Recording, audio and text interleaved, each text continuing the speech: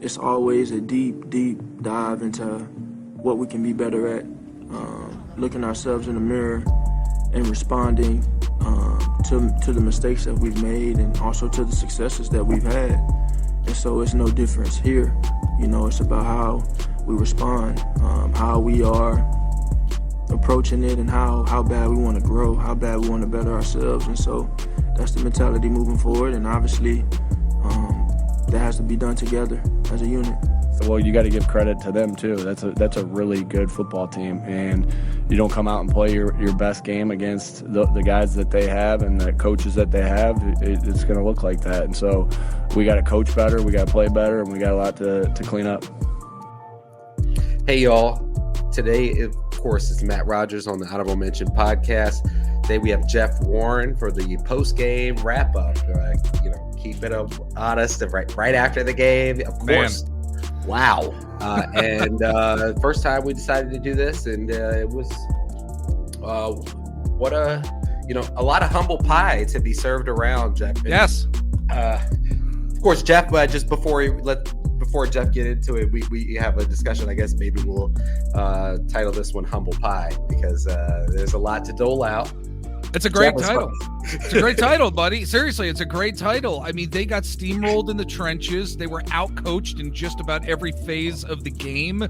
Brock Purdy putting up touchdown throws. Meanwhile, the Eagles are settling for field goals. Yeah, exactly. They're settling for field goals in the first quarter, which, we didn't necessarily think at the time that it was going to be that big of an issue, because the Eagles had 124 yards of total offense in the first quarter. The Niners had -6, no first downs. Meanwhile, the Eagles went 4 of 6 on third down. But you got to play for more than 15 minutes. In the NFL, you got to play for more than 15 minutes when you're facing a team like the San Francisco 49ers. And in fact, Brock Purdy, by the way, he went 6 of 7 for 119 yards with a touchdown in the third quarter. He had 158.3 rating. Matt, it was just, you got to play more than one quarter of football. Well, it finally came back to bite them, of course. At some point, it's going to back to bite you. You have to play, learn to play 4 quarters. Of course, you always play now 17 of these things. The Eagles are now 10 and 2. You got the Niners at 9 and 3. You got the Cowboys at 9 and 3. Yep. You still, on the scale of 1 to 10, how worried are you that even at the end of the day that the Birds actually, flub this and don't cash this in for the 1 seed? I'm concerned about next week, of course, going down to Dallas. I mean, we know that they love to split these games with NFC East opponents. It's not just the Dallas Cowboys. Whether it is, they did beat the Commanders twice this year, but, we've seen it time and time again in the NFC East that anything can go. I think next week's matchup against the Cowboys is going to be extremely difficult for this team, and it's such a hostile environment. But in terms of your question for the rest of the season, they look to be relatively, quote, easy games to win. But what are those? Yeah, exactly. What are those? And especially with a team that just hasn't been playing a full 60 minutes of football. How many times? I mean, whether it's the Buffalo Bills, the Kansas City Chiefs, 2 very good teams. And yes, this team beat both of those teams, but they didn't play a full 60 minutes of football. And that's my concern as we're heading into this latter part of the season here. So how are you doling it out? You can. I was gonna kind of sort this out, but I want to just throw it to you. If you're gonna dole out the humble pie, how are you doling it out? You can put the labels on it that you want. Oh, I'm gonna label the fact that the offensive line was absolutely terrible in this game. The defensive line was terrible in this game, and I thought it was the trenches. Again, the humble pie was doled out to these guys and players in the trenches. Yes, Jalen Carter, absolutely.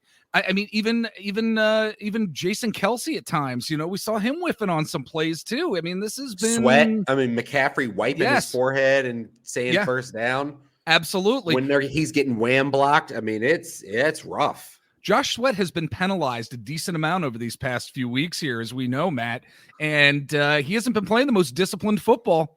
So I love him. Yeah. I love him dearly. I love his development over these years. But this team needs to hunker down in the trenches and realize, you know what? Yeah, you are good, and you're some of the best in the league. However, you got to remain disciplined throughout this entire season, not just whenever you feel like it. And I kind of felt like this was one of those games where they kind of just felt like they were going to have that momentum as the underdogs coming in. We've been here before, we were wearing the dog masks, and you know what? We're going to take care of business against this team. And it just didn't happen because they were undisciplined in so many facets of this game on both sides of the ball. It's everything that you said and some more that we'll probably get into as we go here.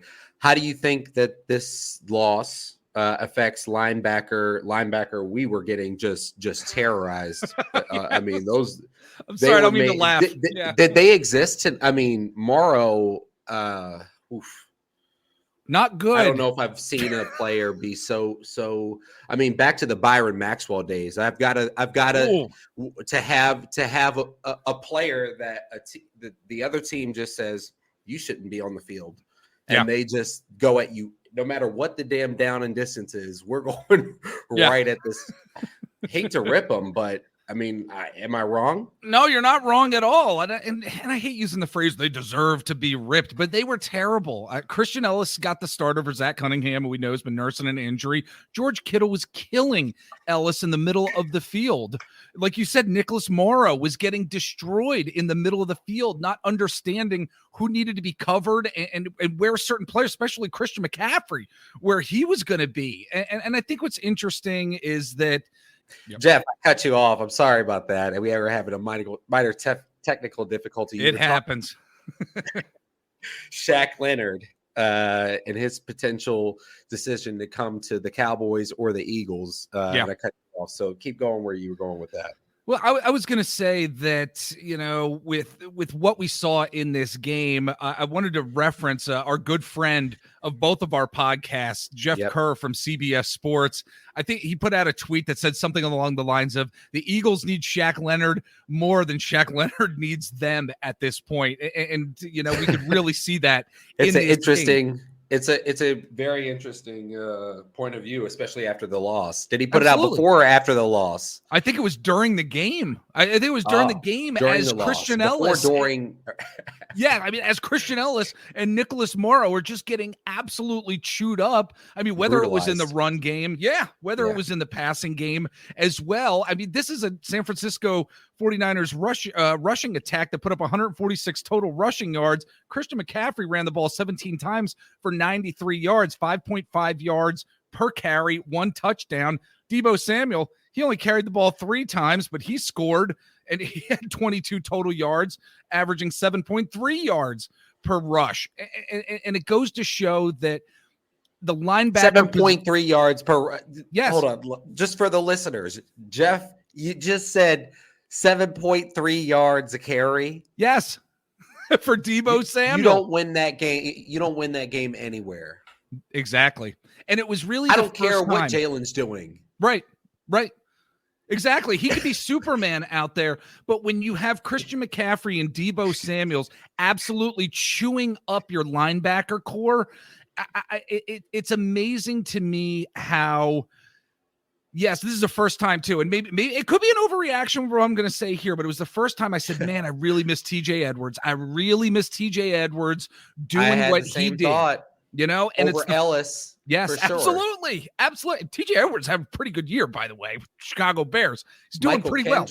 I mean, there have been guys. They just churned. It's part of the ideology, the football ideology. Yes. Of the GM and the organization. They just say at linebacker and at running back, we can find guys. We don't give a damn. We'll go out. We'll find our Swift guy. We'll find these different running backs.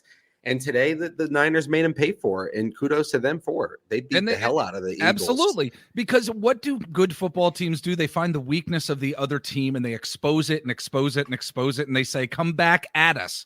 Come back at us until you stop us. And the Eagles could not stop what the San Francisco 49ers were doing to the middle of that field, whether it was the run game or whether it was the pass game. And that's what we saw. Good football teams expose other football teams. We've seen the Eagles do that a number of times this year. We've seen the Eagles do that a number of times, Matt, but they certainly didn't do it today. They couldn't find a weakness with the San Francisco 49ers team. Not at all. we'll go back to the pie chart.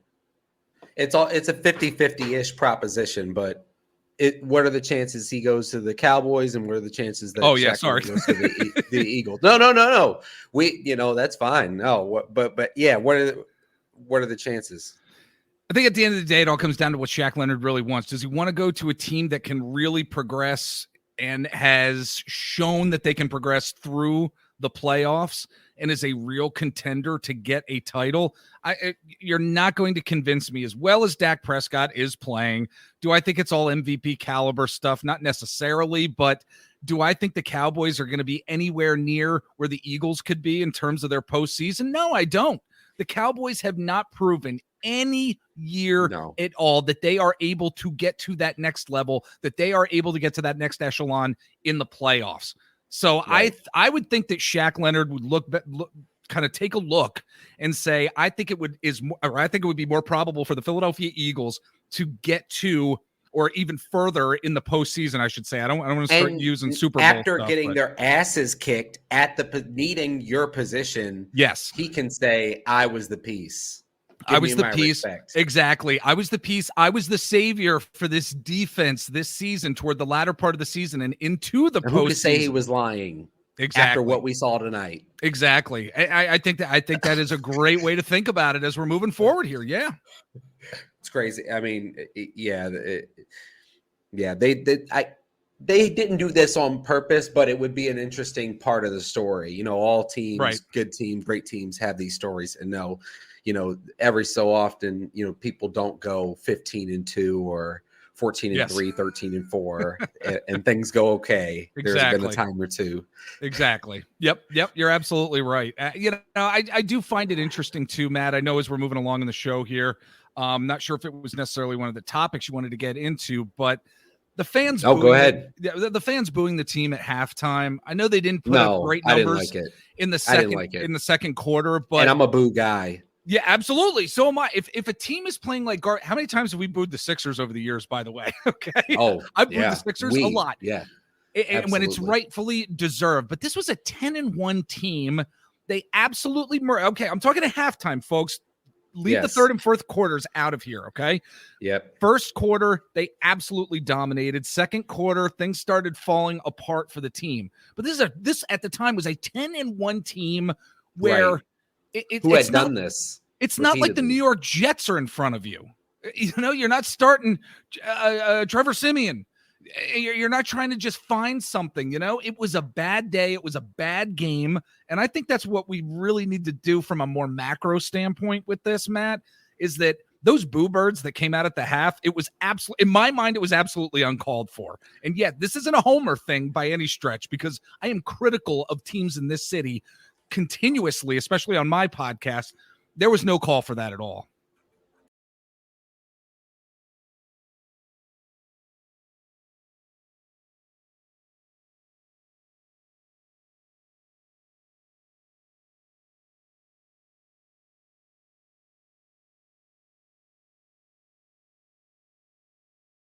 And even after the loss today, guys, there are more games to be played. This was not a playoff game. I mean, right. I know there's breaking news. It was not a playoff game. It was playoff intensity, and it certainly was. And the Eagles got their asses kicked. Not to take anything away from that, but flashing on the screen,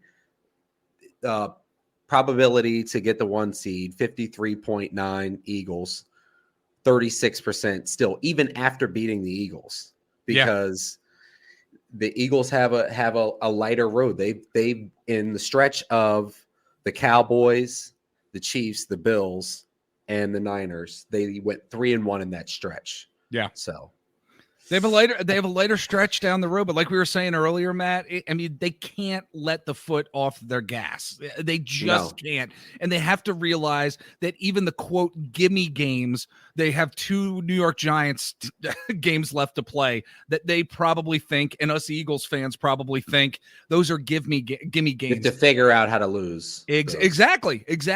You cannot take your foot off the gas. You have to kick that team's butt. You have to just beat them in the trenches, as you've been beating other teams throughout this season in the trenches. I'm not going to say this game was an anomaly, because again, Sirianni was outcoached. They were just trounced in the trenches. And these games happen. We saw these happen to great teams in the past as well. They can bounce back from this. Yes, they can bounce back from this. I think the Eagles have blown teams out in the regular season, and then in the playoffs come up short. So yes, yep.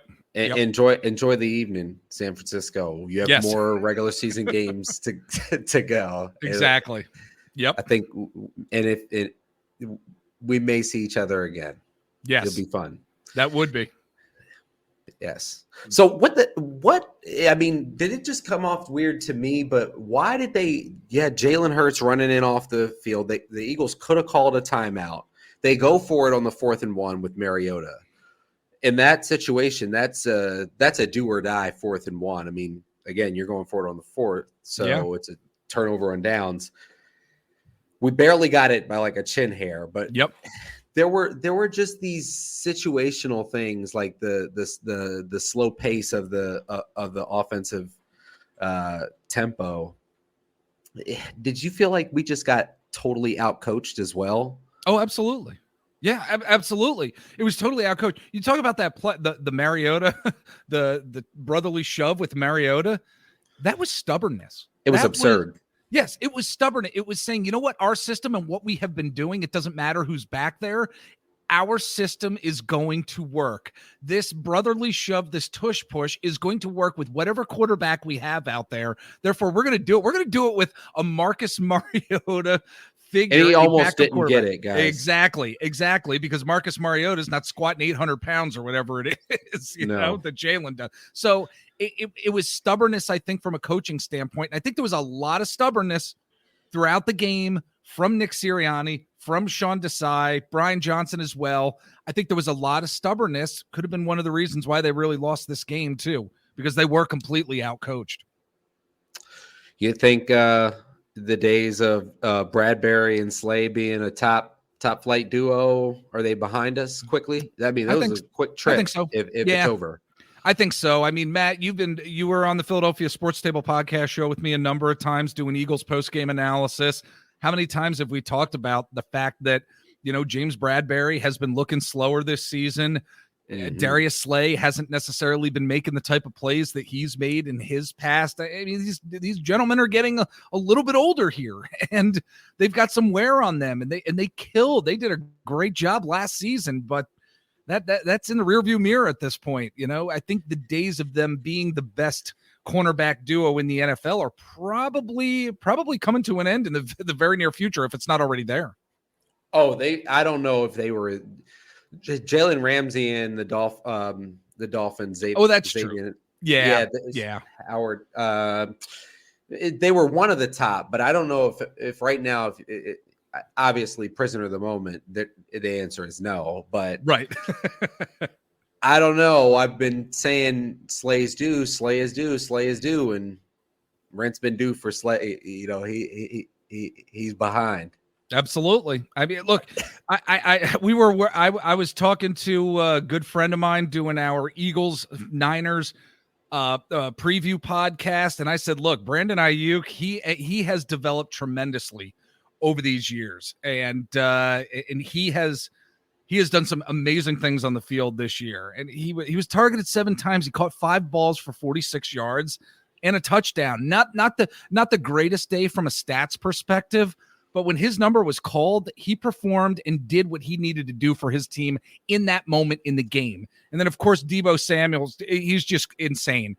Caught all 4 balls for 116 yards. He averaged 29 yards per reception, 2 touchdowns. Well, and the damn jet screen for 81. Yes, I mean, whatever that was. That was insane. Exactly. And it was poor tackling by this defense. And tonight. Very, very soft. Very, very, as my buddies on my text thread said, soft as turds.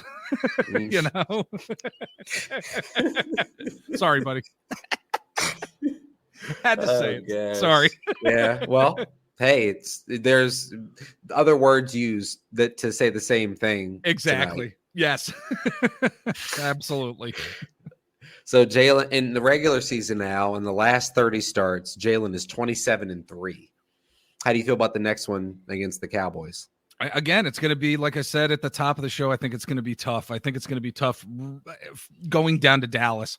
I don't think it by any stretch of the imagination is it going to be a loss. I absolutely think they can win this game, but going down in that hostile environment down in Dallas is going to be a challenge for this team. And this is a Dallas team too that they are prolific within the trenches. This is an Eagles team coming off a game where they were dominated in the trenches. They need to have good practices this week. They need to get in a good headspace. And I think that is the big key. They need to get in a good headspace for this Dallas game, because the Dallas defensive line is a very good defensive line.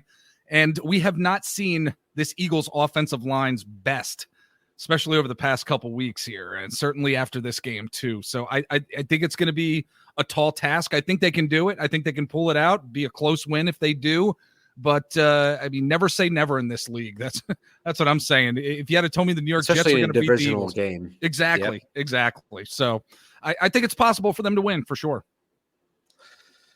Yeah. Well, speaking of Dallas, some of my Philly fan friends refuse to refer to him, that they call him Philly Goedert, but Dallas Goedert will probably be back.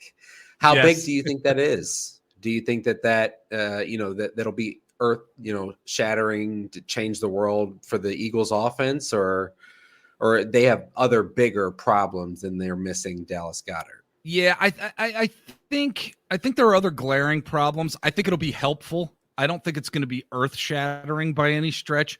I think it's going to help the offense to give it at least another pair of reliable hands. And I say that because Dallas Goedert, certainly during his tenure in Philadelphia, has been a reliable receiver when his number has been called.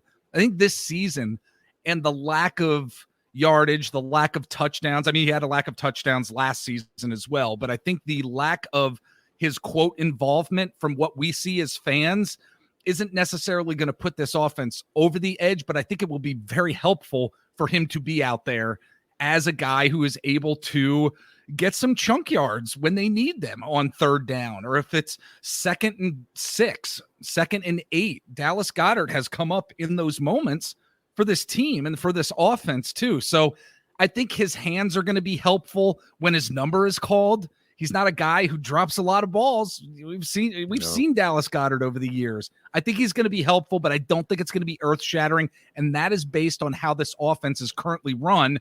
I hope Nick Sirianni and Brian Johnson get him a little more involved, use a little bit of misdirection, the pre-snap motion. I hope they implement more, because, my gosh, you saw it consistently within this 49ers offense. And I wish there was more of that pre-snap motion, keep the defense off guard as much as possible, like the 49ers did. I don't know if that's going to happen, but I think Dallas Goedert could be a part of that if the offensive coaching staff for the Eagles really wants to go that direction. Absolutely. So we do grades when you're kind enough to allow me to do the Philadelphia Sports Table podcast with you. So let's do a grade for the two key groups who got their asses kicked today, just point blank. Let's do offensive line first. Offensive line, I ended up giving on our show, I believe it was a D+. D+ I gave to the offensive line. And that is due in part to looking at, and yes, it's looking at the box score, but it's looking at the offensive rushing for this Eagles team and how, man, that 49ers defense, they are good. They did. Yes, they did. I mean, DeAndre Swift ran the ball 6 times for 13 yards, 2.2 It's ridiculous. yards per carry. Overall, this team ran 18 times. That's including 7 Jalen Hurts runs. 2.6 yards per carry. That is absolutely unacceptable. Yes, part of that is play calling, but also part of that was the offensive line just not being able to open up those gaps that these running backs throughout the course of the season have needed, specifically DeAndre Swift. And he is a great running back, in my opinion. He has showed us some great stuff over the course of this season. But the offensive line was just not getting it done. How many whiffs did we see? Lane Johnson, I cannot believe, only got flagged once for a false start, because he was false starting constantly. It is going to come back and hurt this team, where seriously, in future games, referees are going to be getting him on those false starts because it is getting to be egregious at this point. I love that he's not getting flagged all the time, but my God, there should be at least 10 Lane Johnson penalties in this game. Still, I think that the offensive line deserved probably a D plus somewhere around there. It wasn't one of their best games. Jason Kelsey, not one of his best games either. No. So I don't know. That's what I'm giving him. And maybe that's because the standard has been so high for this offensive line that I'm giving him that type of grade here. Because look, Jalen Hurts had plenty of time throughout the game. Right. Not all the time, but he had some time. But then blocking schemes just broke down. Is he just not the guy? He had some rough downs for sure, Matt. He had some rough downs. It's not that I don't think he's a guy. He's a rookie. Yeah. Or, he's second year. He's second year. Yeah. Second year. Yeah. Sorry. First year starter. I think he's got a lot to learn still. I remember when Isaac Seumalo came in, he had some rough games as well when he was starting that first year, and he really turned into an incredible piece for that offensive line.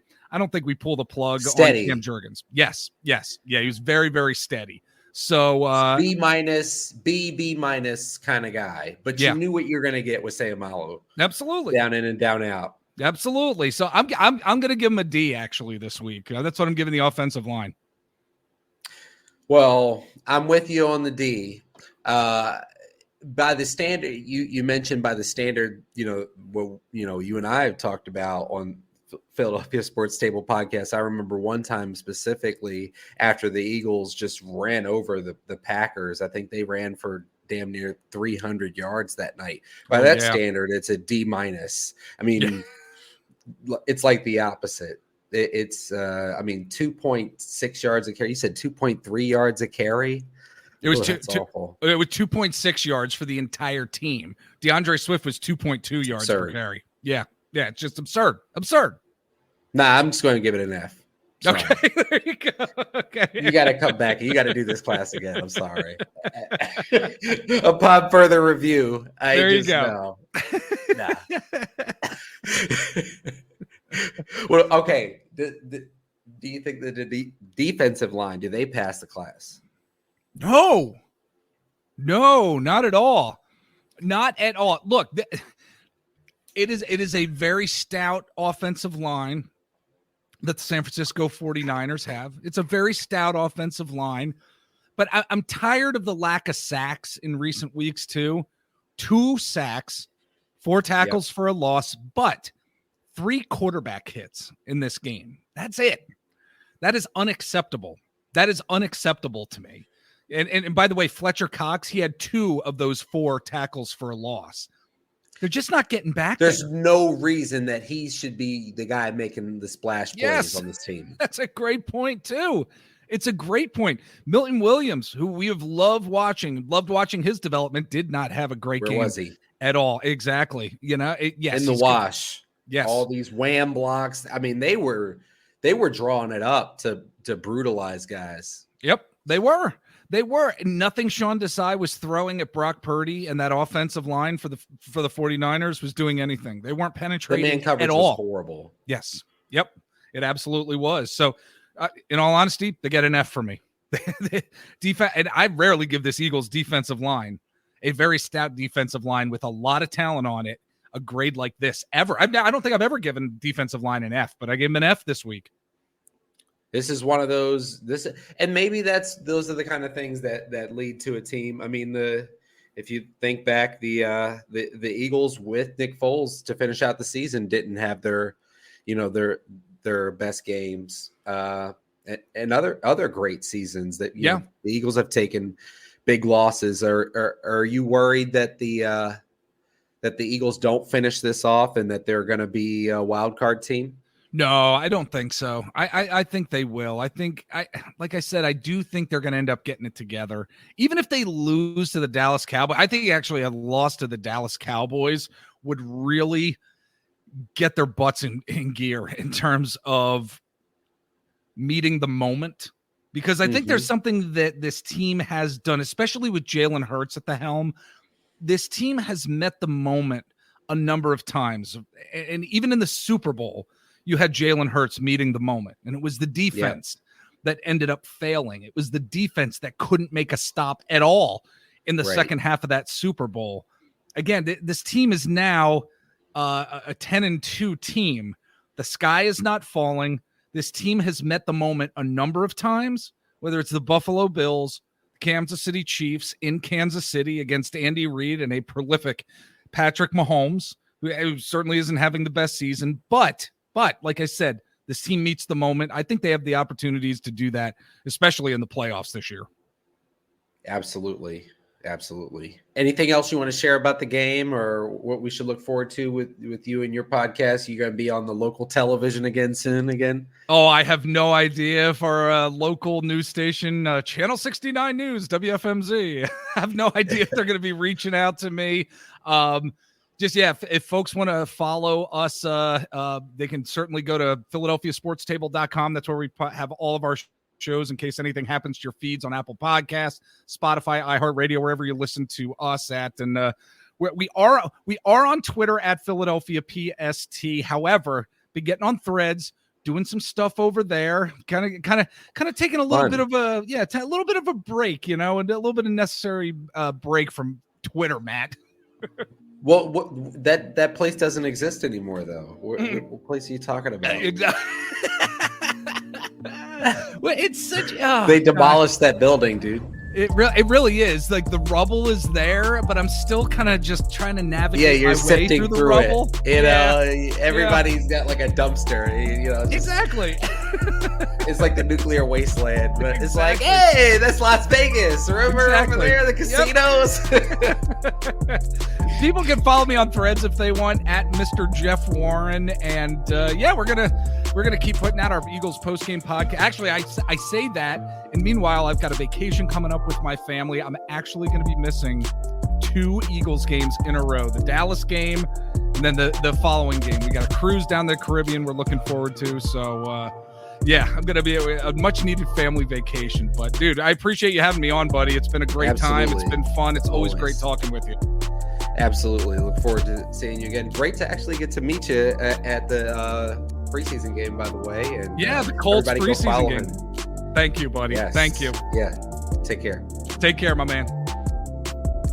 We're going to take this one day at a time. I heard a lot of guys back and forth, talking about, play it again. It's going to happen again, but there's so much football to be played between now and then. There's so many other good teams also.